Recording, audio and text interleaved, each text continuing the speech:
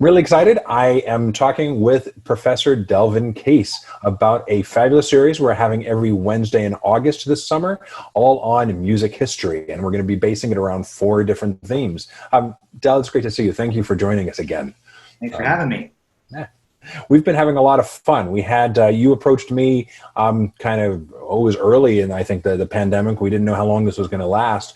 And we had some great guided listening tours and conversations with folks, in the spring and in early summer. And then, kind of things erupted again, and we're, still enduring this quarantine. People who saw your background before will see that you're in a different place now. So personal lives continue and change.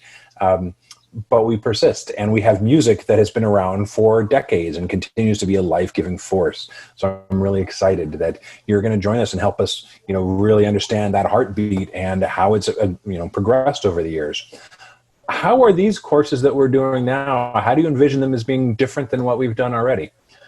Well, you and I have talked about some of the pros of the guided listening discussions we've done, but one thing that we haven't had as much of a focus on has been the historical sort of component of the music that we've listened to. That's been really learning how the songs work, maybe learning a little bit about how they address or reflect the issues of the day. But what we decided in our conversation was to really try to take a look at how music provides a way for us to understand some certain trends or themes in American history and American society. So we are going to be starting, I believe, with protest music, or music that engages with topics of the day or political issues of the day. You may immediately think of someone like Bob Dylan and Blowin' in the Wind. But of course, within the sort of the general category of protest music is something like gangster rap,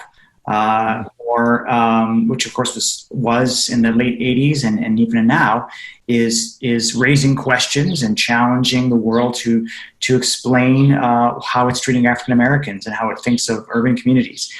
We can also look at other kinds of folk songs that have been written ever since the 60s that have addressed other issues that have become more and more important in American society since then, like, for example, LGBTQ issues or environmentalism, for example, or feminism.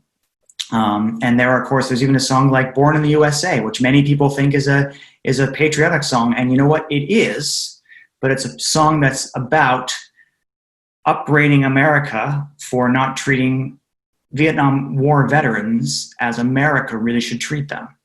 So that's an example of a protest song that many people don't even know is a protest song. And it doesn't sound like a guy with a guitar, right? It's a rock anthem, but it's a protest song. Yeah, I think that's going to be, there's a lot of different examples. And I like that you bring up, there's a lot of protests today and there's a lot of people out in the streets. And I'm sure we'll tie into that, but it's also there's something kind of internal in this country that we've been experiencing protest for a long time. So definitely seems like an appropriate lens. When you think about it, what's amazing about popular music as a place for protest is that if you look historically, popular music has been one of the very few arenas where non-dominant groups, people who don't normally have a voice in the public square, do have a place. It doesn't take a lot of money to record a 3-minute song, but the impact can be amazing. If you want to write, produce, and direct a feature film, you got to have a lot of connections. You got to have a lot of access. You got to have a certain kind of training. You got to be a part of the system, man. But if you're a rapper with a microphone and a message, you have access in ways that you don't in other media. So that's another exciting way we can see as protest music has changed over the last 50 years. We also see it being ahead of the curve when it comes to the different kinds of voices that it allows into the discussion. I can think of so many examples of protest music as well, or just how music itself can move across borders. And so a lot of times when we're talking about, boundaries or restrictions on people's movement or the way people have been cast in different categories, I'm reminded of a couple different things. I'm reminded of Bob Marley and how, when reggae, the reggae genre that he popularized so much was, from all my understanding, was originally like the music of the people who worked in the yard in Jamaica. It was not music that everybody listened to. But then when he took it on the world stage, it took not just this music and this beat, but the message that came with it, and was able to unite people all over about, one love and how people need to figure out how to come together. but then he also, embodied it with the music, with the words of Haile Selassie, and like, the condemnation of war, and how we're always going to be at war until people are fed. So, and then I'm thinking about, concerts today that are being held on either side of the American-Mexican border, and how people, just by the act of coming together, can be, music can be a form of protest, just as you're playing music when, musicians are divided by a 30-foot wall, but still finding ways to bridge connections across that border, even when there's a physical barrier. So because music flows into our ears, it can't be held back by a border, especially when we can stream it on the internet and share it with everybody. It's a really awesome free tool. And I mean, yeah, I'm sure we could do an entire semester worth of material here, because I'm thinking then of, music that's been used almost like, you hear about the U.S. Army using music to drive out dictators, we can drive people crazy with a certain type of metal music or something. And that could be a form of protest, like no peace, like we're going to disrupt you until you can't take it anymore. Yeah, that leads to the idea of music as essentially as a form of protest, even if the song might not be. So you can think about the pirate radio stations in the 50s off the coast of England, where the BBC wasn't allowing rock and roll to be played. But if you had a radio tower on a boat, you could literally sail into international waters and broadcast that music that really started to change British, uptight British society, And I'm sure Chuck Berry didn't think of his music as being revolutionary or protest music, but it ended up being both. It was used as that, yeah. Well, another way that people protest sometimes is in partying. And so the second session we're going to do isn't, maybe we'll continue this conversation. We talk about protests. We talk about, I certainly think about, when you think about the 60s, since we're going to be looking at this kind of by decades, you can imagine, or you can think back to the political activists and the people that were protesting the Vietnam War, and a lot of protests there. But then you can also think of people dropping out and saying, enough with all this. We don't want to take it anymore. We're just life is going to be a continual party, and we're going to just go on these mind expanding trips. And so that was kind of what I was thinking when I was thinking of the party music and how that's evolved over the years, because in some ways, is it a protest, or, there's different ways that we just enjoy hanging out with each other and framing what is important to us. So I'm curious where you're thinking about taking the discussion about party music, because this is different than dance music, which we're going to cover later and we can talk about. But there's something about just how we choose to hang out and share this alternative view almost of reality, I'm thinking, than what we do when we're just walking down the street. Yeah, it is somewhat hard to extricate from dance. But what you mentioned is a great example, of course, the 60s. And we're not just talking about really the use of substances, but it's the whole idea of music as advocating or being an avenue towards an expansion of consciousness, right? Which is a way of dropping out, but it's also a way of saying, hey, there's a different way the world can be. So there's, of course, a lot of music in the 60s that's about spirituality, even, but what you're saying in terms of party music, definitely the new kinds of substances and practices that become sort of common in music of the 60s. I mean, that goes back to the 50s, where it's talking about different kinds of dance. I read somewhere that the first social dance in American history that was ever done without a partner was the twist. And think about what an incredible change that is, that all the, not the contra dance, but like all the society dances, they all required a partner in a series of steps. And the twist, you just stood there and twisted. That you don't really have to have an even number of partners anymore. You right, can have 3 or 5 people can dance together, and it's not awkward. Yeah. It's super awkward. No. So I think that this whole division between party and dance is hard. But another way I can think of it is how the origins of disco music in the early 70s really transformed how Americans socialized, because it was really these underground clubs, particularly gay clubs on Fire Island and Long Island, that would, for the first time ever since they had a DJ for dancing, which, by the way, is a weird thing when you think about it. Who would go out and pay money to hear someone play records? Why can't they do that at home?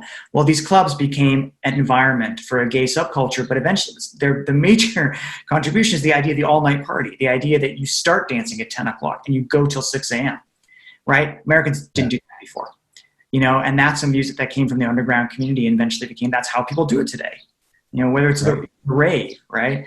So, Yeah. And then you had the response, in some ways you had people responding to the excesses of the instrumental rock solos and the disco era going into punk and saying, okay, when we hang out, we're, enough of your like highfalutin ideas and just letting it all be. We're into being intense and tight. And when we hang and party, we want to be like really serious about it. But like, that's how we strip away all the pretense. Right. What's and the hardcore scene, right? Classic dance is the pogo. You just jump up and down. Yeah, exactly. So how do we strip it down to basic movement? Yeah, there's nothing left at that point. Dance, it's not even as complicated as the twist. Right. I mean, it's even easier to do than the twist. It's still dance. Would you call punk dance music?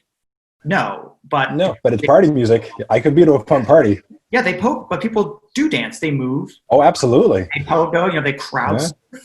Yeah. You just go and slam, be in a mosh pit somewhere. Yeah. Well, your talk about all-night parties and Fire Island led me naturally think of the third session we're going to do, which is love songs. And there have been so many different types of love songs and even different ways that we can celebrate love. All sorts of metaphors for love and different acts of ways people express love and other things. So I think that's going to be really fun too. We're going to probably change the pace a little bit when we look at those personal relationships. And there's lots of people that have been single. When we talk about love songs, it's not just for people in relationships. I was just listening to an interview with John Legend the other day, and he was talking about how he has written, many love songs when he was not in any relationship himself. So a lot of times love songs are aspirational or for people that are, kind of missing love. So. Oh yeah. And you can definitely get the pulse of society by looking at the kinds of love that are described.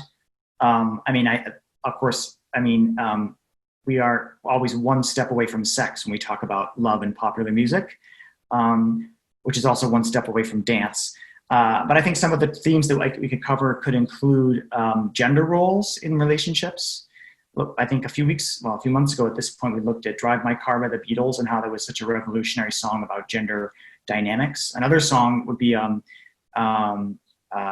Norwegian Wood, which is another song by John Lennon that has a really interesting gender dynamic in terms of who has the power. And that, if you don't know that song, we'll probably cover it. Of course, there's the idea of the torch song, right, and how that's changed. And if we basically look in the 60s and 70s, you can even look at Respect by Aretha Franklin, which is a cover of an Otis Redding song. And in Aretha's hands, it becomes about a relationship and about what love is. But if you basically respect I'm about to give you all my money, but all I ask in return, honey, is give me some respect, right? She's singing it from her perspective, right? Because she's the one who goes out and works. So love and power are not very far from sex as well. And we can use that lens often as well. And this doesn't even, I'm sure we'll get into same-sex love, which starts to become more common in folk music in the 80s and then in the 90s with Melissa Etheridge and songs that are about that. So, we can talk a lot about love songs without just talking about, there were birds in the skies and I never heard them sing it. There are lots of other ways to talk about love. Oh, absolutely. Yeah. And I don't think we have to even get modern necessarily to explore different ways people are loving each other. If you look at, famous, out performers, all the way, we can go far back. If we looking at the 70s, we're looking at Elton John and so much of the disco scene was certainly, the Village People. We're not talking about straight sex. Well, it's interesting you raised this. It appealed to it appealed to everybody too. Well, and then of course the other question is how explicit does the message have to be, right? That's another question. So the Village People are certainly not just talking about their approach was not from straight sex, but they were definitely getting hot and heavy and appealing to a large number of people.